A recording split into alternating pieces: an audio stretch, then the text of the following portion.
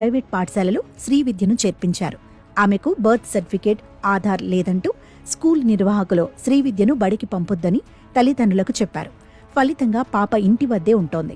పాపకు తాము birth certificate తీసుకోలేదని తల్లి మమత చెప్పింది. బర్త్ సర్టిఫికేట్ కావాలని అధికారులను సంప్రదిస్తే పాప ఏ తారీఖున పుట్టిందనే వివరాలతో ఆసుపత్రి వారు ఇచ్చిన పత్రం తేవాలంటున్నారని, పాప ఇంట్లోనే పుడితే ఆ పత్రం తామెక్కడి నుంచి తేవాలి అని ఆవేదన వ్యక్తం చేసింది. జనన ధృవీకరణ పత్రం లేకపోవడంతో పాపకు ఆధార్ కార్డు కూడా ఇవ్వడం లేదని చెప్పింది. నా పేరు మమత. మా పాపని శ్రీ విద్యాంజలి స్కూల్లోకి పోయిన సంవత్సరం చేర్పించాను. కానీ మా మామయ్య హెల్త్ కాకడం వల్ల మేము స్కూల్కి పంపించలేదు. ఇప్పుడు స్కూల్కి అందరూ సార్ వాళ్ళు వచ్చి మా పాపకి అడ్మిషన్ ఇప్పించేసినారు. మా సార్కి థ్యాంక్స్. 10,000 సర్దుబాటు చేస్తే అన్ని పత్రాలు సిద్ధం చేస్తామని కొందరు చెబుతున్నారని, అంత డబ్బు తమ దగ్గర లేదని మమత వాపోయింది. అధికారులు